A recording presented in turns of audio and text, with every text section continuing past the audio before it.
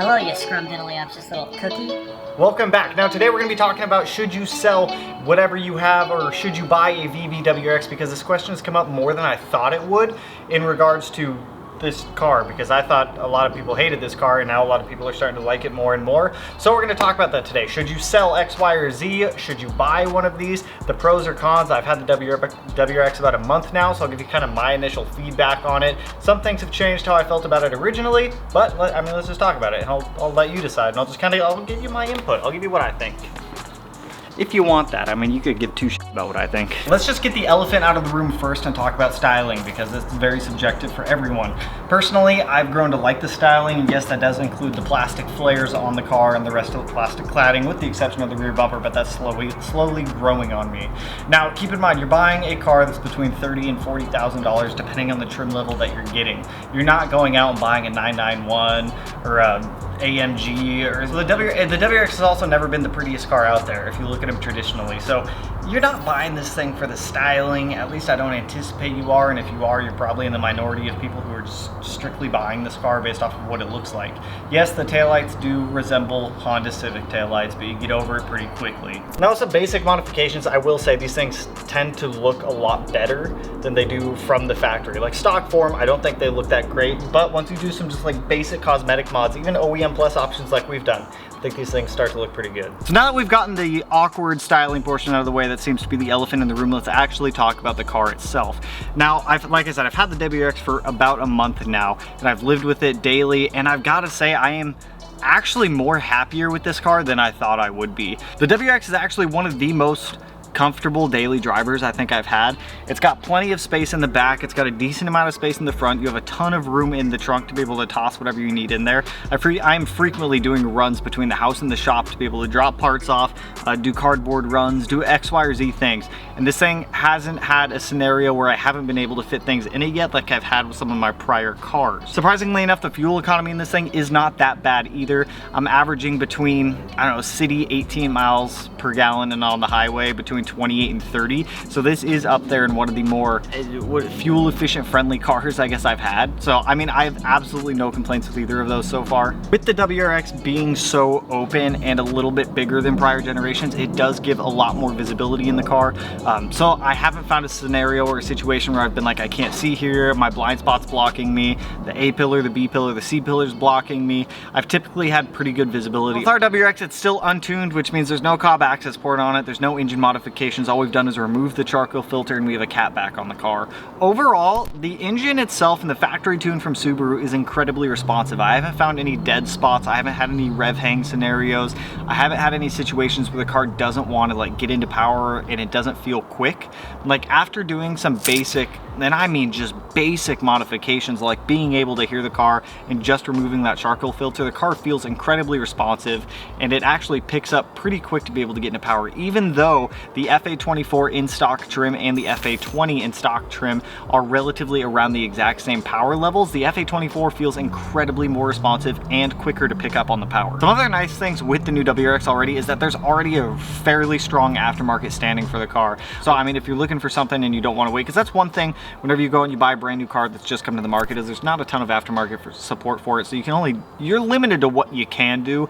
This one is picking up pretty quick for all the aftermarket stuff out there. What's also nice is there's what I feel like, and I could be totally wrong on this, but I feel like in this new WRX compared to like my VA STI or my GDs or my GRs that I've had in the past, is there's significantly less road noise in this car. So if you're looking for something that's a little more modern and quiet, it's actually kind of nice. Now, this next one isn't personally a thing that I really care for, but it does appeal to some people out there. Is there still a CVT option for the WRX? So if you're someone who has a disability and maybe you can't drive a manual transmission, maybe where you live you just don't want a manual transmission, the CVT is still an option. From what I've heard, the CVT has gotten better from prior generations, because my only experience with them is the 15 to the 21s, and they were mediocre at best. I've praised the WRX enough. Let me tell you some of the things that have been annoying me about this car since I've gotten it. This infotainment system in the center here, which seems to be a controversial thing also. Now, the size of it doesn't really bother me. The fact that the climate controls are integrated into it doesn't necessarily bother me either, but what bothers me is this feels like a incomplete or rushed infotainment from Subaru. I know myself and a handful, actually more than a handful, myself and a lot of other people have had issues with these larger single head units. From what I've seen in some of the Facebook groups, is people who have the base trim and they have the dual screen setup have had significantly less issues than those of us with the giant phablet in the middle of the screen. Now, some issues that I've had is Android Auto, if you're a Samsung user like myself, can seem a little bit buggy. You also don't get a full screen display with Android Auto like you do on some of the other options out there, which seems like Subaru rushed that, or they left that out intentionally, because if you look at Android Auto on some of the other models that have been out for a couple of years now with the same infotainment, they do have a full Android Auto display on it. Now, from what I understand, is there's an update coming by the end of the year that will give Android Auto users the functionality to be able to have full screen like Google Maps and everything like that. It just seems incomplete for Subaru to leave such a small section right there. The head units can be buggy at times, or things don't always want to work. In more than one instance, these things have frozen.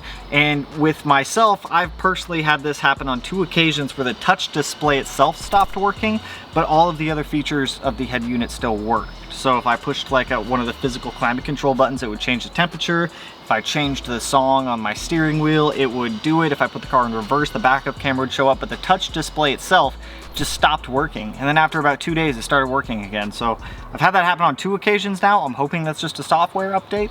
So, I mean, we'll see what happens. And then the last thing that is kind of buggy about the infotainment, and I don't mean to be harping on the infotainment so much, but it's such a key component of the car, being the driver of it, because it controls your climate control, it controls your heated seats, it controls your music, your maps, everything like that, and it's right in your face. So it's a critical component, in my opinion, of things that need to be improved. But for me, and this may happen to other people, this may have happened to other people, is the voice recognition doesn't always seem to work. Even if you're speaking clear as day, it sometimes doesn't recognize what you're saying. Couldn't tell you why, but for some reason, it does that. Now, another gripe that I've seen and that we will be experiencing, or not experiencing, but finding out here soon, is potential sealant in the oil pans of the 2022 and the 2023 WRXs. This is fairly common on the GR86s and the BRZs, where Subaru over-applied sealant on the oil pans and you get excess sealant in the pan. I've seen a handful of people on some of the Facebook groups where they go to check their oil and they'll get sealant on their dipstick. This can be a potentially detrimental issue to your engine if you get your oil pickup clogged with sealant, because then you're not going to be able to supply the engine with oil. So keep that in mind if you have a newer one. I haven't seen Subaru release a TSB or anything about it yet, but I do have a feeling that will be coming in the future. And so far, those are really the only gripes that I have with the car. I think that the WRX is, honestly, I think it's one of the better daily drivers for Subarus that you're going to be able to get out there. Now, keep in mind, your WRX will never feel like a GD chassis. It'll never feel like a GR. Those older Subarus tend to have a lot more of a raw feeling to them. The WRX is a fantastic car, it's a fantastic daily driver, and it is impressive with the power that people are making out of these. I want to say, I forget the shop that did it, but there's someone with a bolt-on turbo kit, stock engine, stock direct injectors, I believe, making north of 600 horsepower on a stock engine on these. Now, don't expect that engine to last forever, don't expect it to last a long time, because we just don't know yet. Should you get an STI, or if you already have an STI, or are you considering selling your STI for a WRX? Now, there's a couple things that I need you to keep in mind as we go through this. The WRX and the STI are no longer apples to apples like they used to be. Look at all of the older WRX and STI models. All of them came with EJs, with the exception of the 2015 to 2021 WRXs, which came with the FA20, which the FA20 was a hit or miss engine for some people. Because they're not apples to apples anymore, you can't directly compare the cars to each other as much as you could before, but you still can. Both of them are still boxer engines, the whole kit and caboodle, both made by Subaru. Now, the biggest key differences that you're going to see now, FA24 in the new WRX, EJ25 in the STIs. STI 6-speed in the STIs, which is not even arguably, it is better. It is the best Subaru transmission out there, and there are people out there who are already doing these STI transmission swaps into these WRXs, which is just making them entirely different beasts right there. You get the Brimbos on the STI. It looks like they may do a performance package for the WRX, which gives the WRX Brimbos, but we're still not 100% certain on that yet. Now, when it comes to choosing which one you'd rather have or which one you want, like I said, there's a couple key things you need to keep in mind. If you're looking between the two of them, If it's primarily going to be a daily driven car that you're going to be using for some motorsports activities, maybe spirited driving, maybe you're going to be taking it autocrossing, something along those lines, I'm going to tell you to get the VB WRX all day long. The better fuel economy, the better low end response, the better low end power, the ease of tunability, the ease of response to tunes, and the cost per horsepower in the VB WRX over the STI is significantly greater. I don't know what this dude's doing on the side of the road, but he's got a fishing pole and he's running across the street. That dude's about to get hit by a car, holy shit. As well, if you don't want to modify your car for power straight out of the gate, I'm gonna tell you again, I think you should get the VB WRX.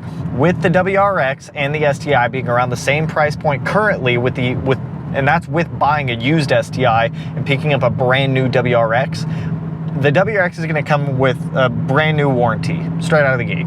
The STI may come with an extended warranty, but that warranty is going to be a lot more limited. Yes, you can buy aftermarket or third-party warranties, but sometimes they're just a hassle and a pain to deal with.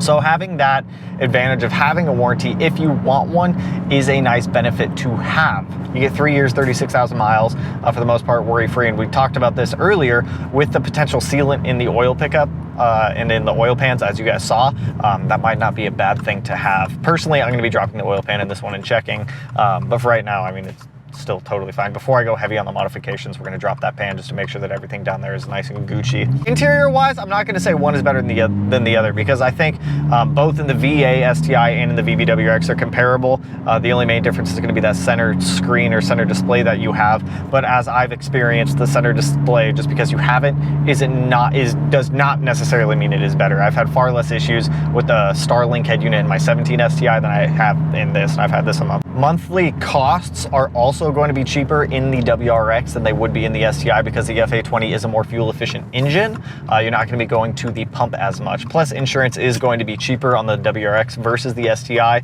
unless your insurance is all types of weird, but insurance is also going to heavily depend on you as a driver. I know for my RX-7, my STI, and this WRX, I pay like $200 a month for full coverage on all of them. So that's heavily going to depend on who you are. But generally speaking, the WRX will be a little bit cheaper to insure than the STI will. Now, this is not me, and I don't want people to think this is not me putting the STI down. The STI is a fantastic car. There's a reason I've owned 40 of them. There's a reason I will always own one at minimum. I absolutely love the STI. The STI has an entirely different feeling than that of the WRX does. The STI feels a lot more raw and a lot more in your face and mechanical feeling because it is more mechanical.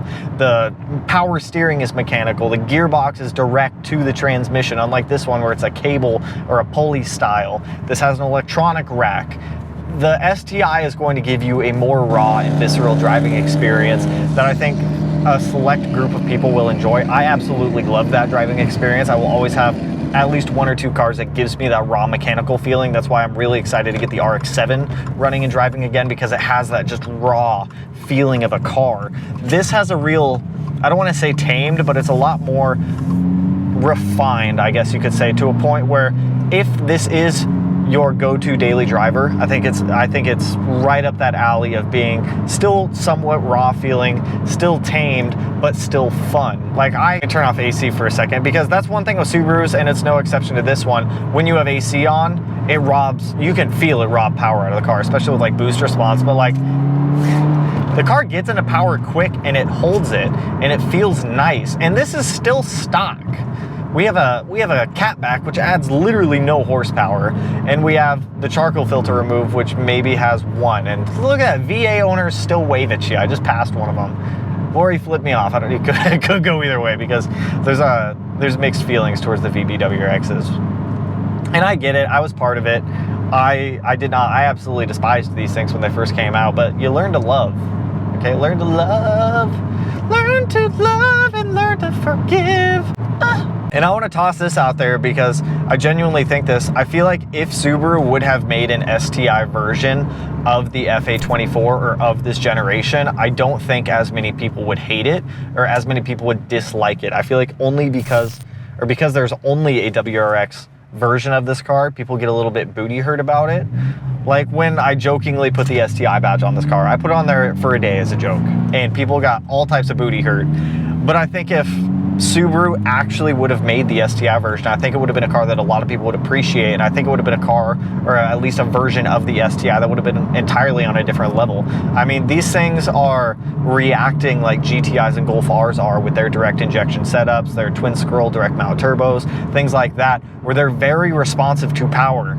They like modifications, they like being tuned, they like to make the sauce. This one is of no difference. Now, one caveat I do want to say here is if you're looking for a car between the two of them, which if you're trying to make power on a Subaru, big power on a Subaru, there are way better platforms for that. But if you are one of the ones out there like myself who like to make power in these cars, keep in mind that if you are shooting for north of 600 horsepower, I will tell you to buy the STI any day of the week. Already comes with the drivetrain you need. We know how to make power on them, and believe it or not, in the overall, it's going to be a little bit cheaper to do it in the STI than it will be in the WRX. The big problem with making big power on these direct injection engines is the fuel system. Now, buying the components to add port injection to these engines is not necessarily crazy expensive. You would need an intake manifold, a BRZ intake manifold that has port injection already put into it, because the BRZs have Toyota's D4S system, which has direct injection and port injection in there already. So you need a BRZ manifold, fuel injectors, fuel rails, fuel pressure regulator, and an upgraded low pressure fuel pump. So you'd have your high pressure fuel pump for your direct injectors, your low pressure fuel pump that will feed the high pressure fuel pump, and your low pressure injectors. But the spendy part is the ECM, the way to be able to control it all. You can get standalone fuel injector controllers, but if you're gonna do it right. The problem with doing it right though is the cost. It's insanely expensive. Currently on the market, as I'm shooting this video, the only ECM that can control direct injection properly is Motec. And if you're looking at a Motec ECU or ECM, whatever, or PCM, whatever you want to call it, doesn't matter, it's all the same thing for the most part. You're looking at around, I want to say it's $8,000 off the top of my head, just for that ECM alone. Which is why I say if you are shooting for north of 600 horsepower, buy the STI. But I also caveated, and I said these cars are not the best for making power anyways. There are far cheaper platforms to be able to make power on, but when it comes to that big power aspect, I would choose the STI over the WRX any day of the week. But for me and my specific application, and I feel like for a lot of you guys, you daily drive these cars. You take them to work, you take them to run errands, you throw your dogs in them like I do. It's a car that you live with every single day, and I think as a daily driver, this is honestly, for a turbo all-wheel drive 4-door sedan, which I don't think there's many of those that you can buy brand new on the market anymore. Maybe Hyundai, the Elantra N. I don't know if theirs is all-wheel drive. I think it's front-wheel drive though, but regardless of the fact, it's honestly a much better car than what people are making it out to be. And I was one of the ones who were saying it wasn't the greatest thing ever. I don't think it's the greatest car ever, don't get me wrong.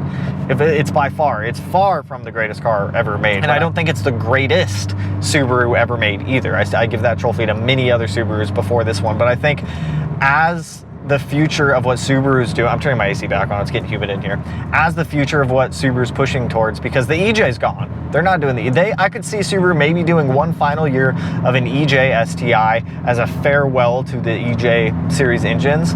That's a stretch though. That is a stretch, but I could possibly see that happening. But the EJ's gone. It's not coming back. The FA series is currently the future of, or just the F series engine, I should say, because they have the FB and the FA series. The F series is the future of what Subaru is doing up until hybrid and electric takes over, because Subaru has already announced and they've already said that they're going to be moving towards that technology as they continue to progress it. So I think if you're honestly contemplating buying one of these cars and you fall into any of the categories that we just talked about or that we just mentioned, I think you'd be exceptionally happy with your purchase. And I honestly think you should get the WRX over the STI. As weird as it is to say, I never thought I'd say that.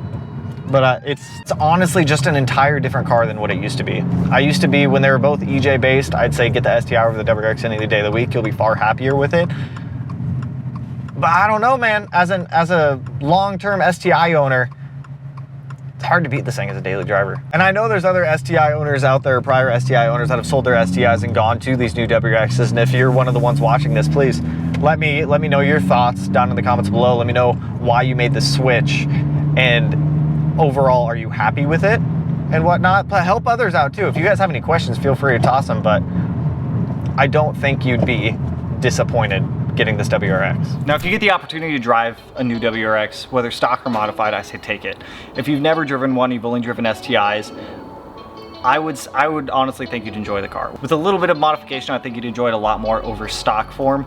But I've talked to a handful of prior STI owners who have made the transition over to a VB WRX and they've loved it. And it's weird too, because I used to be right there with you. I used to think the exact same thing you're thinking of. I would never sell, or I would never choose a WRX over an STI if I had the option. But I genuinely think it's a solid option to pick now if you're looking at between an STI and a WRX. We all know STIs, we all know how they make power, we all know how they drive, we all know the characteristics of an STI. If you're looking between a VA STI and a VB WRX, they both fall into the same price range. Now, if it's styling alone that's stopping you from wanting to get a VB, I don't blame you.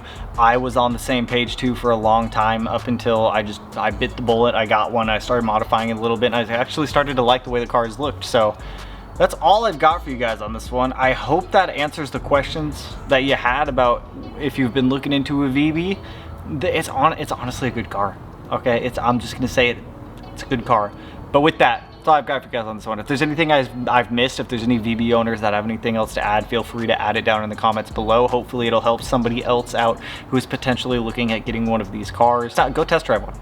It's not bad. You can go to any Subaru dealer. They got loads of these things at dealers everywhere. So that's all I got.